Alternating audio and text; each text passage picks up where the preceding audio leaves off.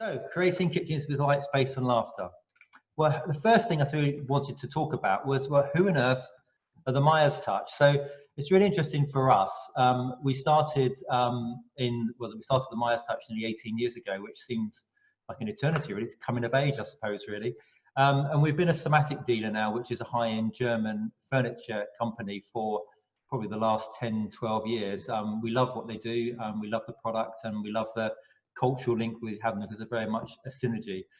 But it started for us when we were designing kitchens. You'll see one we did here. We were finalist in Kitchen Design of the Year in 2001. The house is on the right, and the kitchen is on the left. And we just, we did what we did. We didn't really think about it. We enjoyed what we did, and we suddenly found ourselves designing kitchens. And this was for a TV presenter and his wife. They did the Wine for Saturday Kitchen Live.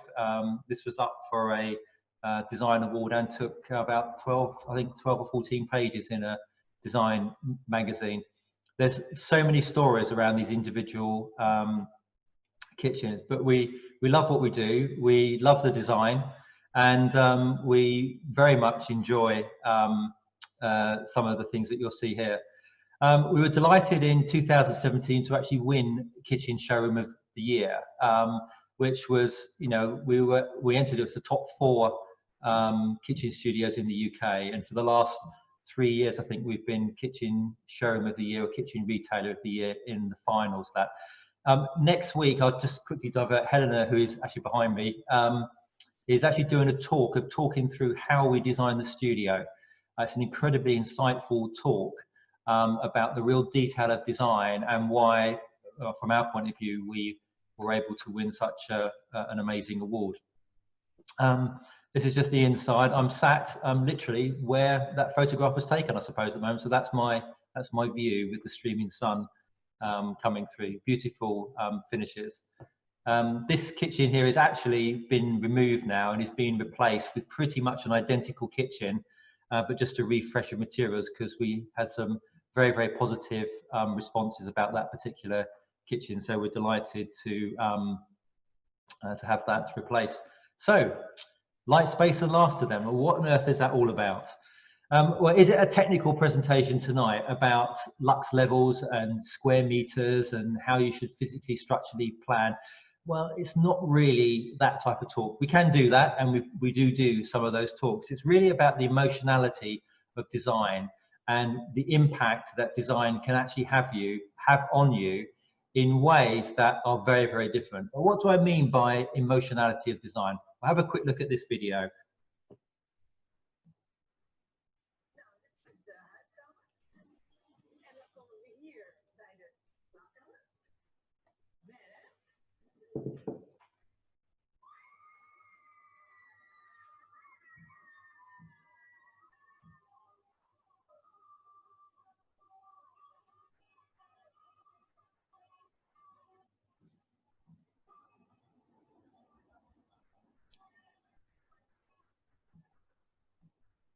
Okay, it's incredibly sexist and it's about beer, but it really is a bit of fun, really. It's a bit tongue-in-cheek, but it really does begin to get you over the thing about the power that design can have to do something. So this is where it really started, because when we started the Myers Touch all these years ago, we never really considered what I'm going to talk to you about tonight. And this was, I don't know if anybody of you know what this actually is.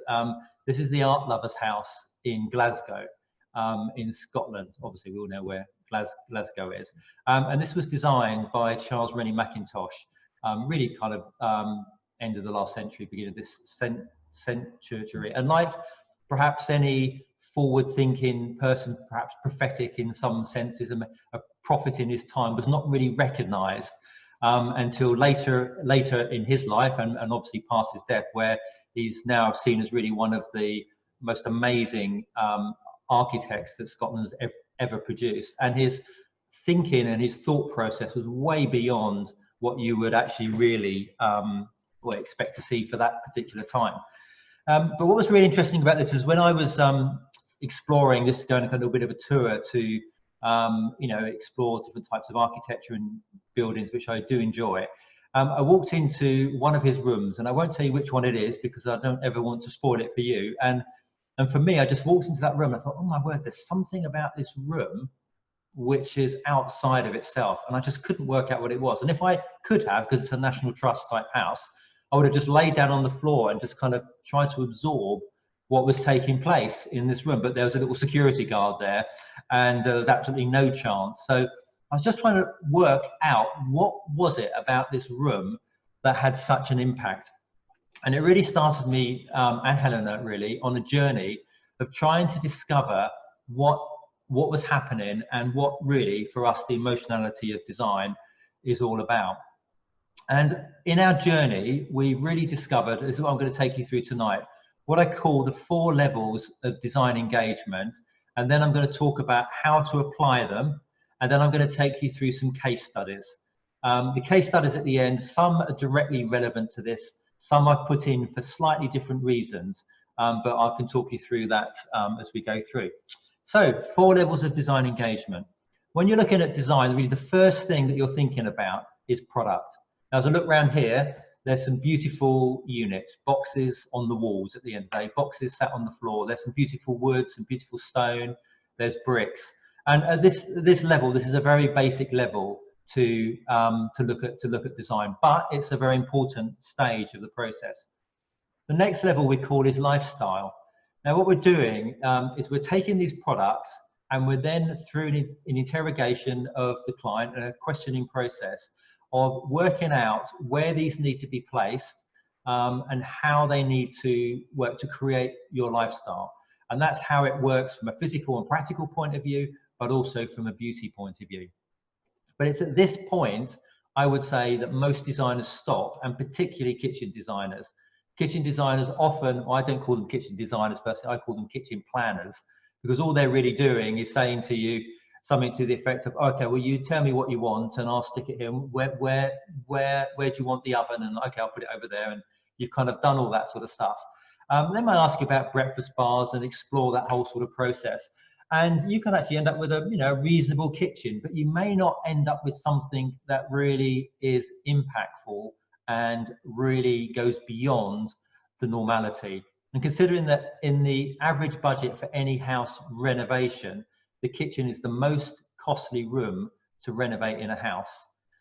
So that's where a lot of your budget goes. And it doesn't matter what your budget is, you need to get the maximum impact and the maximum emotionality to be able to create that sort of space. So that's kind of where I say most people start. We go to another 2 levels beyond that. The next level we call community. Now, community is really interesting because what this is actually beginning to say is about how we connect outside of our space. Now, there is a degree that this could be extended into family and them coming to visit. It could be that particularly now you're open, well, you can't open your house now, can you? But you could have the scout group round or something like this, 30 screaming kids, or you could do that sort of thing where you're extending your house out into the community and drawing people to it for relationship and for connection. But it's also about how you connect the indoors to the outdoors and the outdoors to the indoors through things like biophilic design, the use of materials, the connecting with the outdoor environments. And I'll talk to you a little bit more about that later. I'd probably say that this is really what I'd probably begin to call the heart of the home, or as we say, the home of the heart, because this is really where you're creating a space that when you're in there, there's something within you settles. There's something along maybe the phrase of the Englishman's home is his castle, and that sense of security and safety that's created within that space. The next level we call it transcendence. Now, transcendence is the feeling that design has. It's actually really, in one sense, nothing to do with what is actually in the room in the sense of what particular materials you've chosen, how much they cost or anything like that. It's about how they're placed, how they're used, the color, the sense of connection, the flow, how everything comes together and really, really works. I don't know if any of you have been watching the BBC program, Your Home Made Perfect. Other than Grand Designs, which I think is the best TV series around design, Your Home Made Perfect is actually what we do in the sense of taking space and realizing how it works effectively. And if you just look at some of these houses they have on there, they're so disjointed and they're so mixed up and they're so messed up and the space is all wrong and the materials are wrong. But when you connect it all together, I don't know if you've seen, some of these people have actually started to weep. Well, that's because there's transcendence and feeling in the design that is creating a very, very powerful experience for those individuals. So just quickly going through product in a little bit more detail. Product is, the product design area is really just focused on how many boxes, which is absolutely fine if you're building a utility room and you need a washing machine, 2 cupboards and a few wall units. You don't really want your utility room to be transcendent. So it is important. It's generally very contractual. You plan what you do. Sometimes clients may even give us a plan and say, can you give me this? So yeah, we can give you that, and we sign a contract and away we go. It's a necessary relationship to execute the function to get the items that you need. It's like going into a newsagent's and buying a newspaper for £1, exchanging the £1 and walking out the door. You don't want to have a long conversation about buying the newspaper or signing a contract to buy the newspaper, anything like that. It's just what you need to do. It's really about planning only, not really what I call design, hence my kitchen planners comment. And it's about engaging the mind, and it's just really just thinking about what needs to be done. And then it's very cost focused. Normally it's all about the cheapest price. And a very good example of that is people come and say, oh, here's my plan. I've had a few quotes. Can you give me a quote? Well, yes and no, really, to be honest with you, because you could be missing a huge aspect of what is possible in the space because you haven't entered the design process. Sometimes we have to jump through that hoop for budget reasons, but we're really about creating an exceptional place for people. So the next one is what I call lifestyle.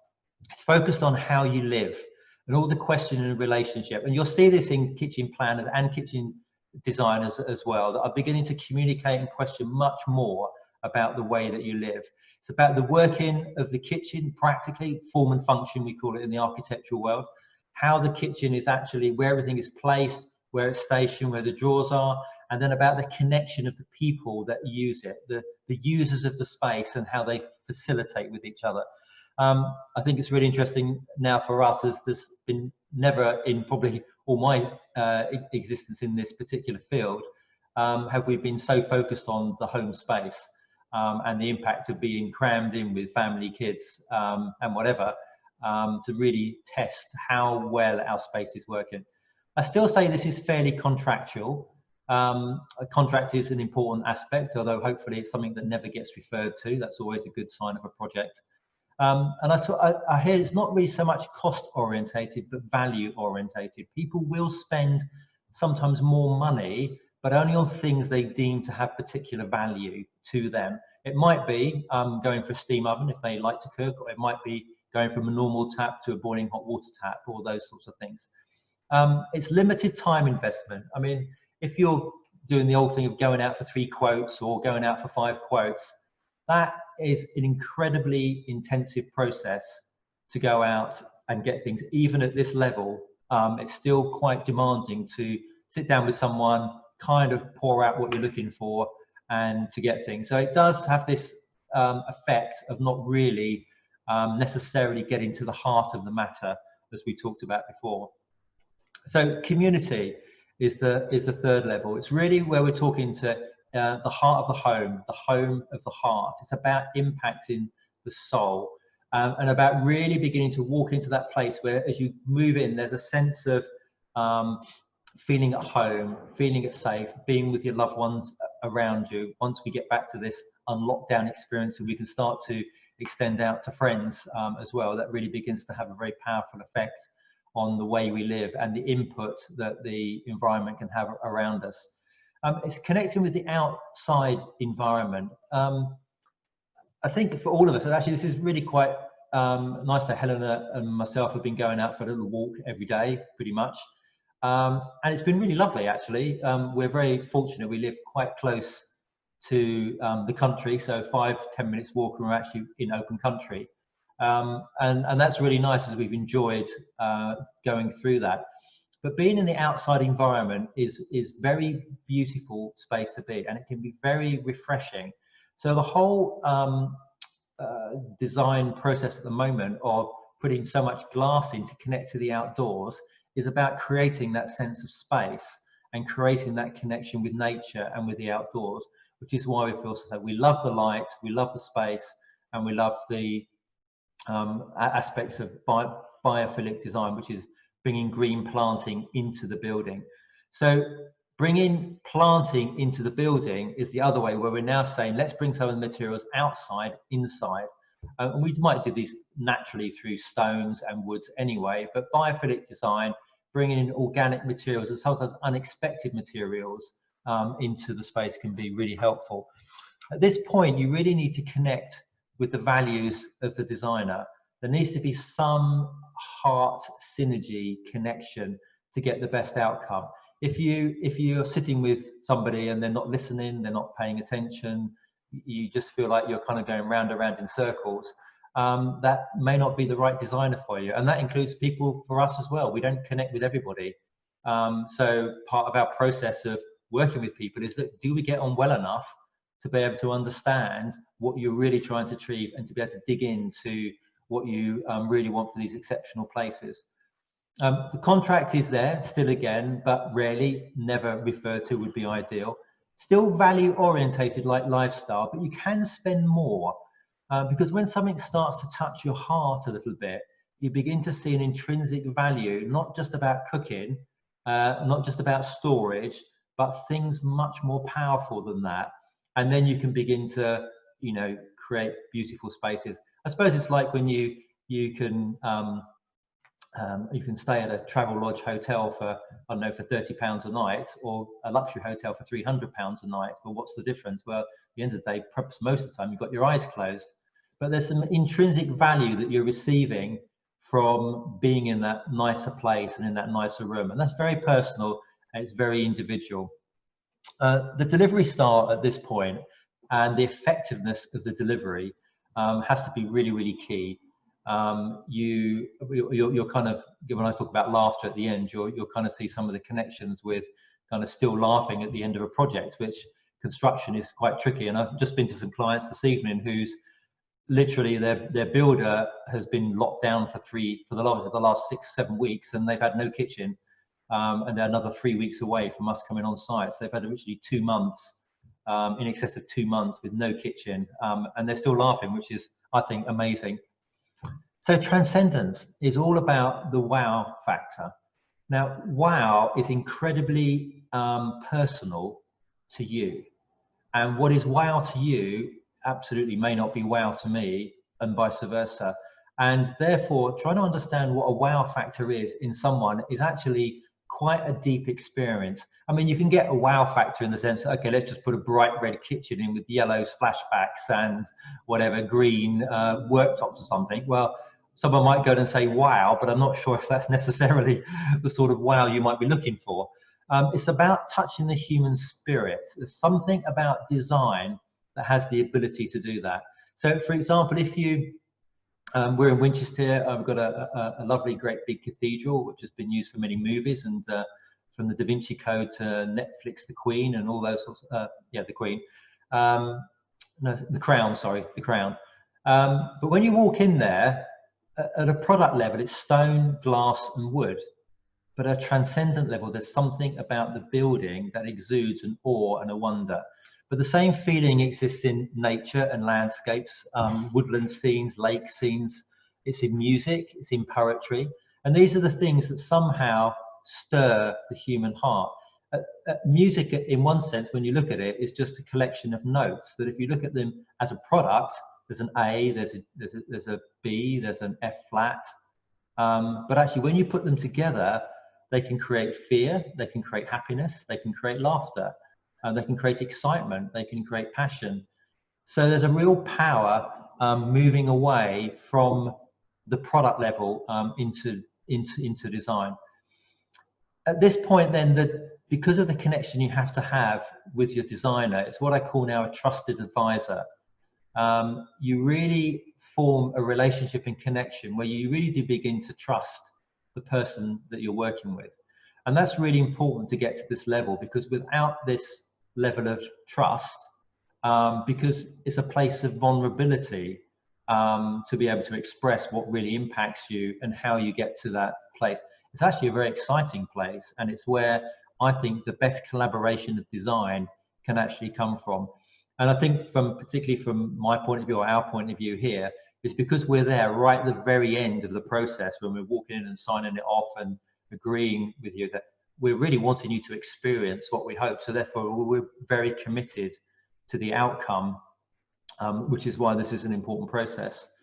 Contract is in place, but never ever referred to, because we're friends, and you don't need a contract when you're friends, because you do the right thing and you make sure it's right. It's not about money anymore. It's about investing in something else. Doesn't mean to say that there's no budget. Doesn't mean to say that there's an unlimited budget. I think I've ever had a project with an unlimited budget. There's always a budget, but it's actually really thinking about investing in something very different than just storage now, and boxes. Project delivery, absolutely critical. And like I said, you've got to be laughing at the end of it, which means that you've managed to have a successful connection and relationship. So there's the 4 levels that I've talked about: product, lifestyle, community, and transcendence. This is I went to the Ferrari exhibition at the Design Museum a couple of years ago, and I saw this quote. Many people share the belief that there is a moral or an ethical component to design, and that design can be responsible for enriching our lives. And this is what I'm talking about. There is a place that design can really, really affect the way we live, practically, but also emotionally. This was an interesting project that we're involved in. It's actually in Winchester. It won the Sunday Times Small House of the Year a few years ago. And why I put peaceful here is because the brief to the architect to design this house was the family had a tragic situation with the loss of a family member, and they couldn't stay in the house. And the brief to the architect was, "Can you create me a house of peace?" Well, that's a transcendent brief. How do you create, well, what is peace? Well, peace is incredibly personal. So they created this space. Obviously, it's a very contemporary design of architecture, but if you can imagine, this is a box in the bottom with 4 kind of shoe boxes, all interconnected with the center courtyard, which you can just see. I don't know if you can see my mouse, center courtyard, which is open to the outside. So it manages to bring light through the center courtyard into the whole of the room. And if you know your trees, this is an olive tree, and the olive tree is the international symbol for peace. So not only did they create something aesthetically pleasing and peaceful for the clients, it also created something that had a symbolic representation of what that was. The architect and this client did become friends after this, and probably did many things together. This is just looking the other way. You can see where the boxes interconnect, they change the use of materials. You can see that here, and you can see that on the previous box. Very, very good architect, and we've worked with him for a number of years now, and we've done some exceptional projects together. So that's all great, Keith, that all you understand, but how does that affect how we approach a project? Well, the first thing you do when you ask a product is not what units do I want, is how do I want to feel in the space?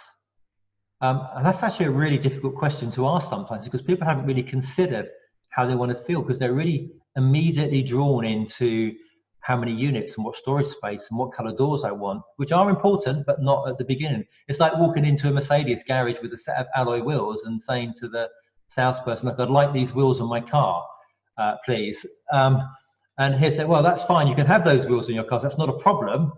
But it's not where you start. Is it a sports car? Is it an SUV? Maybe the wheels might say something about that. But, you know, so you start that.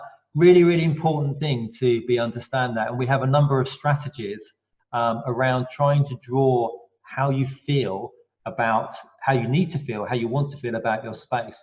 Interestingly, clients will often say to us, "Well, I'm not very creative, Keith, and, you know, I'm an accountant or an engineer or whatever, and I'm not a very creative person. I can't really do that sort of stuff." But actually, there is an innate creativity we all have. And I'll give you an example of where it would pop up. Is you're taking your special someone away for a romantic weekend, and you're going out for an anniversary or something, and you're in a city you don't know, and you want to choose somewhere to eat, if they're open, of course, at the moment, which they're not. And you're walking down the high street. How do you choose a restaurant? Well, let's just assume that we're not worried about budget because it's a special occasion. We're not really worried about the menu. What we do is we look through the window and see what's inside and said, for the type of experience I'm wanting tonight, will that give it to me? Well, when you look through McDonald's window, it may not be the right environment. But if you walk for a really beautiful restaurant, beautifully table setting, nice lighting, that is your innate ability to determine what creativity is and the sensing of space. So we all have it, it's just that we don't always recognize it. That's the emotional and, I can't read that bit, and spiritual aspect. I'm using the spiritual, not in the religious term, but more in the sense of touching something deeper within us. That's what that's really to do with. Oops, sorry, I've just clicked in the wrong thing. The next thing we ask yourself a question is, who do you want to impact around you? Who is in your sphere? Is it just you on your own? Is it you and your partner? Is it your family? Is it extended family? Is it friends? Who you actually have people-wise is really, really important. And it's about how you impact in and out of the space. So it's what I call the social and the environmental. So the social is how far you want to reach out, and the environmental is how much you want to reach in, how much you want to reach out to people and how much you want to reach out to the environment. And that's the use of biophilic design and organic materials and those sorts of spaces. Now we're coming down to more practical questions, which is how do you want to live? This then becomes about the practical aspects of how we want to live and the relational aspects. This is really directly about who lives in the space, where everything is, and how it works and how it comes together. And the final question to ask yourself is all about quality. And quality, interestingly, is about materials, what materials you want, and what budget you want to spend. And actually you can buy, say for example, you could buy a kitchen unit for £50, £500 or £5,000. It can actually almost perform a similar function, but it might just be a very exotic material or something.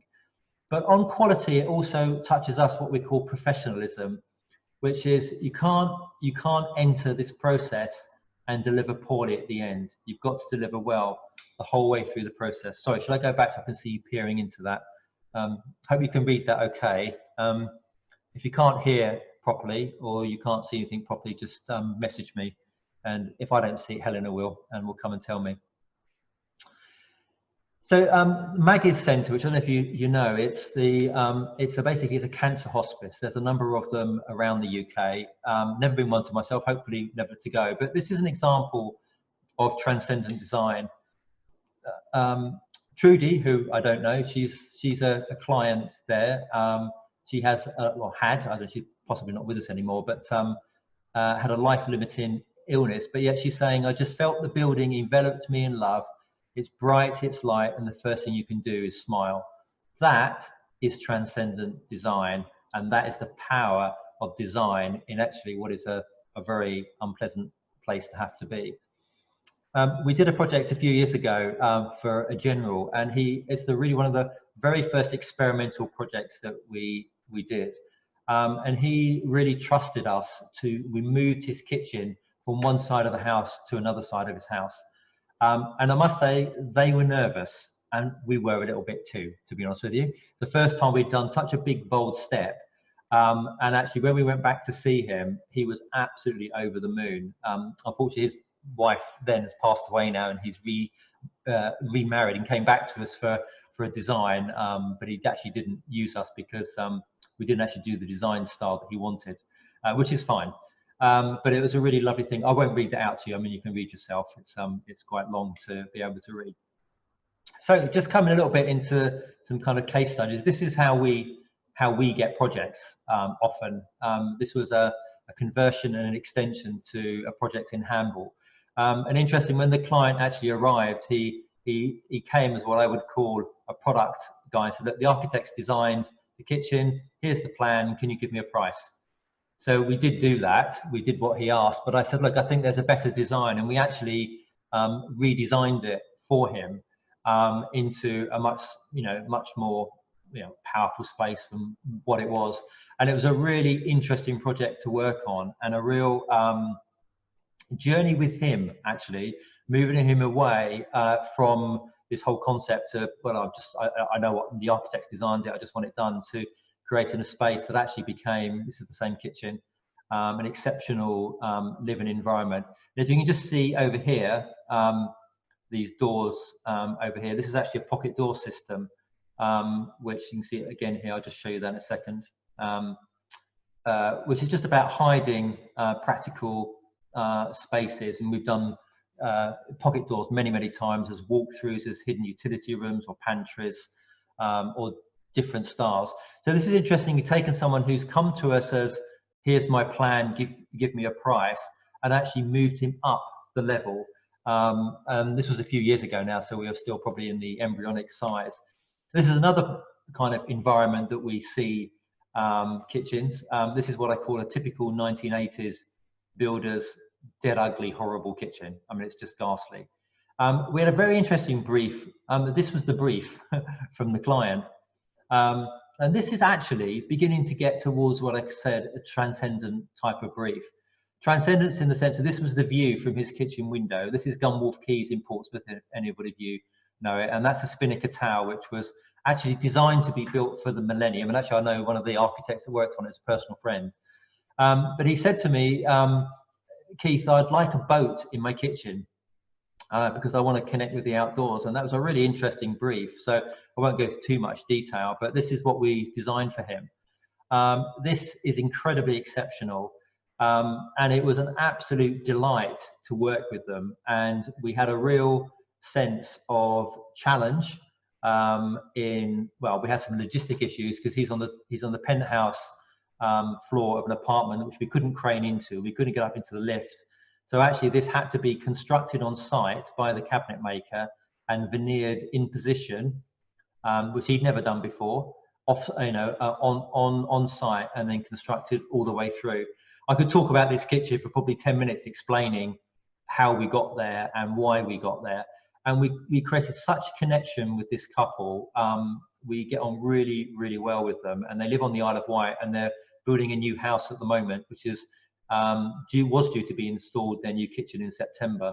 But that's what happens if people come back to you again, because we've moved to this stage of trusted advisor, and they trust you. And we've done a great job on their next house as well. Just thought I'd put a little detail shot in for those that you love detail. So this is more commonly what we get. This is a house in Winchester that's had an architect design extension on the back. And I put this on because this is kind of where we often come into a project. We see plans like this of a contemporary addition to a building. Not always, we don't just do contemporary work, as you'll see in a minute. And a little kind of kitchen tucked in there. It's still, interestingly, over 50% of kitchens sold today are still white, which is, or some form of white, from magnolia to different shades of white. This, I don't know if you've heard of House. It's the HOUZZ. It's a kind of a resource like Pinterest for lots of photographs about building projects. And this is our #1 photo that's viewed on House. Just goes to show you what people like. We've had House Design Awards and Service Awards for the last 4 years now, which means we're in the top 2% of designers globally. This house was working with another architect. It won the regional heat for Grand Design's House of the Year, got through to the final, but didn't actually win. It went on TV, which we were delighted to do. And this was the kitchen that we actually did. Now, the reason I put this in is really the connection with the outdoors. We actually did, the architect that designed this, when we run our design series here in the studio, which we've been doing for the last 18 months, we've done a studio talk every month.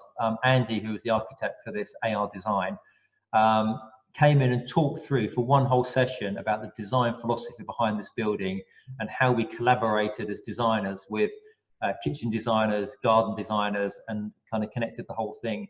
Really interesting talk that showed you the complexity. This looks really simple, but I can tell you it isn't. There's a 17-meter cantilever overhang of the building, and the connection here is into the orchard and all the views and the lines, which I can't completely show you. It's just all connecting to the outside. It's about bringing the whole aspect of biophilia and views into the space that is being worked on. Talking of biophilia, what a great link that is. So this is actually directly bringing planting into the space. In this situation, it's amazing the impact that greenery has, not only in the sense of the aesthetics and the beauty of having planted in there, which could be herbs if you wanted to do that. You could have a planter that just has pots for your little kind of Marks and Spencer's herb pots just to plug into, and you just change them out when they die, because or when you finish using them. A great little place to put them and to bring some nice planting into it. Gives a real aesthetic, but of course it oxygenates the room and actually does deal with toxins in the air as well, having planting in the space.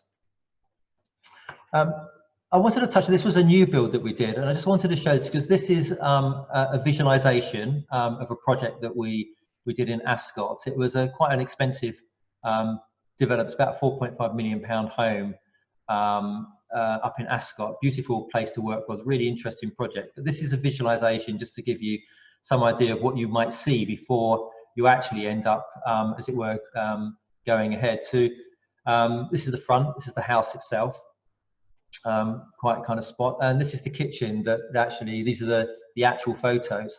And interestingly here, although the architect had designed kind of the basic frame, we actually designed all the connections to the ceiling points, all the centerpiece through here, all of this side piece, including all the build down, the mirrored niche, and obviously designed the kitchen as well to create that. We actually were delighted to win a Somatic award for that.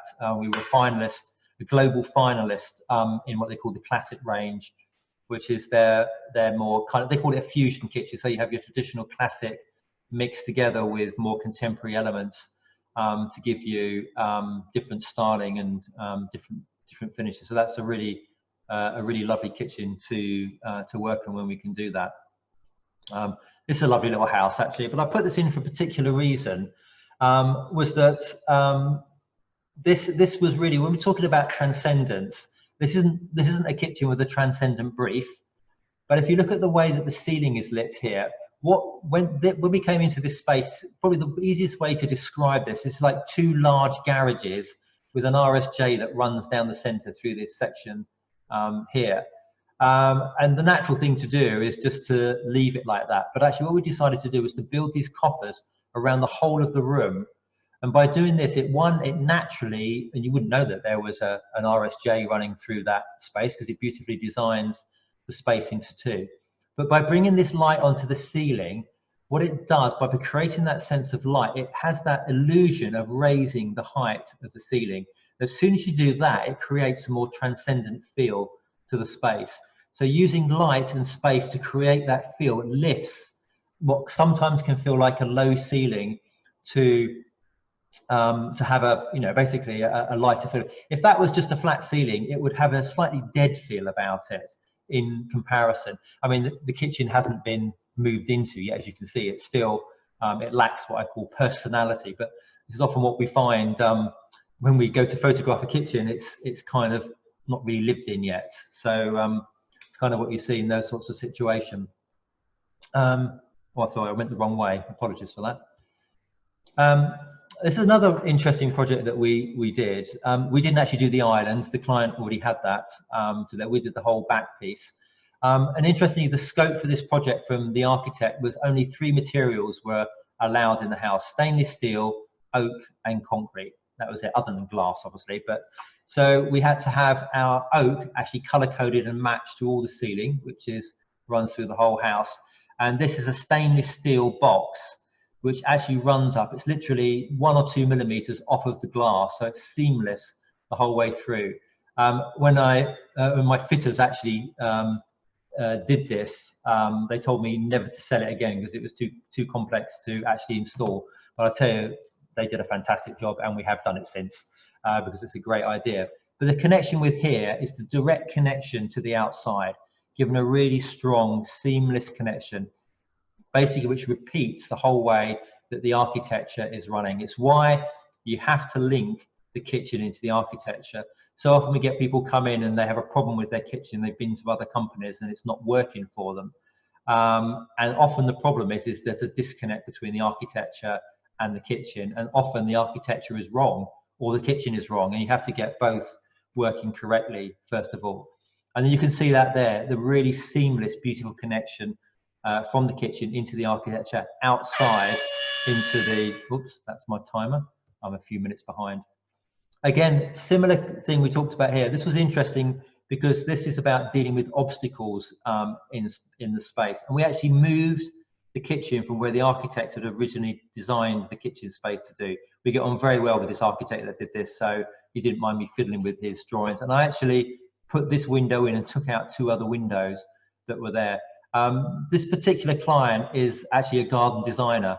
So he was going to design a lovely garden area out the back here to be able to look through from the window.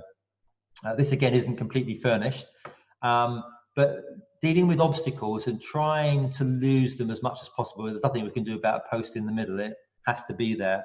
But it creates a really beautiful family space. And if you've been talking to us, there's a video I send out, or we send out, of a lady on our emails, and this is her kitchen, and they absolutely love it.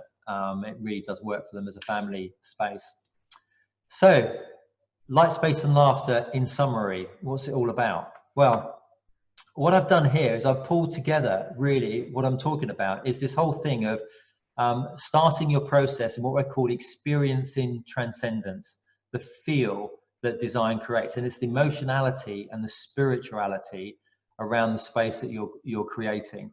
It's then down to embracing community and just thinking about how you're connecting internally and externally with your environment and with the people around you, the whole social and environmental side.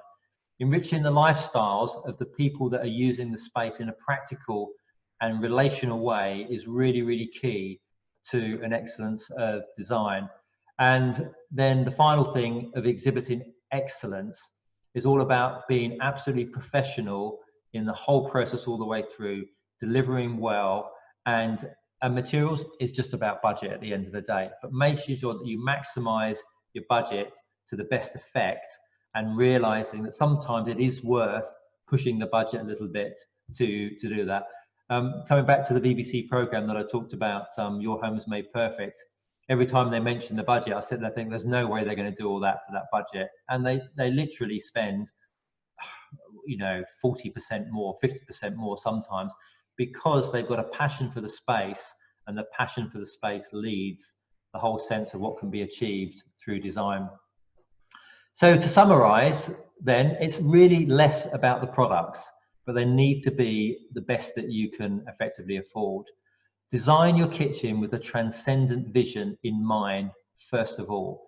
Really think about what happens in the space, how you want it to feel, how you want to impact. Facilitating that human connection and realizing that actually the space isn't really about particular materials. It's about how it works, how it feels, and how it creates the benefits of the people that live in it.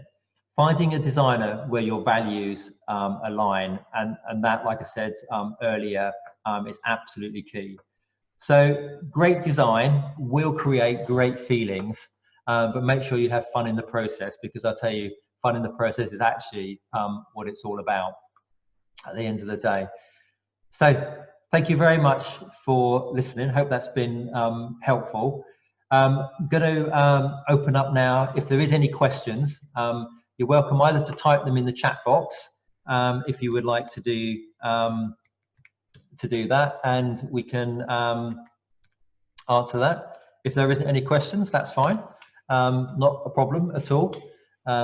We can deal with that. But a few things just by way to see if anybody has any questions. Just wanted to mention a few things.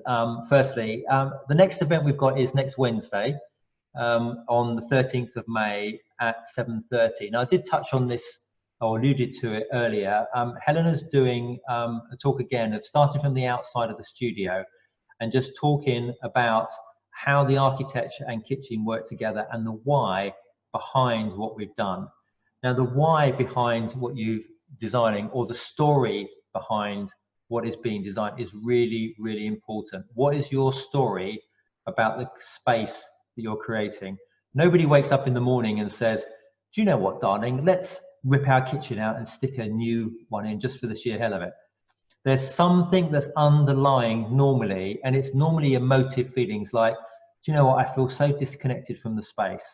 I want to be connected with other people. I feel cramped in the environment that I'm having. If we took that wall out, maybe that would have it. I feel we've created this beautiful garden, but we can't see it. When the family come round, we're all disjointed. There's nowhere for us all to sit. All these are the things that really drive. There's a story behind what is driving the home, and this is the sort of thing that Helena talks about.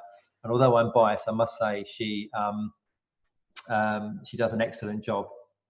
A couple of things that might be useful for you from a resource point of view. If you go on our website, you can download a trend report. It's a trend report that was done in collaboration with Somatic. It's a free of charge thing. It just goes through some of the areas the trends that are happening today. It touches on biophilic design, and you're welcome to just download that. It's no cost to that, and you'll just get a PDF version of that. And I've got this Ask the Expert offer here. For the last probably 5 or 6 years, I've been on the Ask the Expert panel for Grand Designs in London and more recently in Birmingham. And during that time, you have 25 minutes to sit down with the client, trying to add some value to their project and maybe help out, you know, some kind of where they're stuck or some confusion or some kind of ways of really using their space. So we've decided during this time to offer 30-minute consultations, which we'll do over Zoom with you on a one-to-one basis with either Helena or myself, whoever you prefer to work with. Depends on your subject. If you're more structural, spatial, architectural, and space planning, that's generally me. If you're more interior design, feeling, colours, emotions, that's more Helena. So you're welcome to book that in. We've done 3 or 4 in the recent months. I think we've got some clients on here at the moment that have actually had that, if I can see that correctly. I think is that Ian there? Yeah, yeah. So that was a useful time. The other thing that would be really useful is if you would like to give us any feedback, either ways to improve. It's taken us, I must say, a little bit of time to get the hang of dealing with some of the technology. We had some problems with sound and a few problems with the visuals as well, but I think we're getting to grips with that. But any feedback to have to improve things would be quite useful. But if you'd like to drop us an email to give us any feedback, if there's any positive feedback as well, how you found the lectures, have they been useful, have they been helpful, areas you might like to cover, then we can just, if you're happy to use your testimonials on flyers and sheets for other people, then we can put that out there to encourage other people to join us. So anyway, no questions, which is great. So thank you very much for your time. I'm going to wind up now. Really appreciate it, and look forward to either meeting some of you through a 30-minute consultation or seeing you next week for Helena's talk. So thank you very much and good night.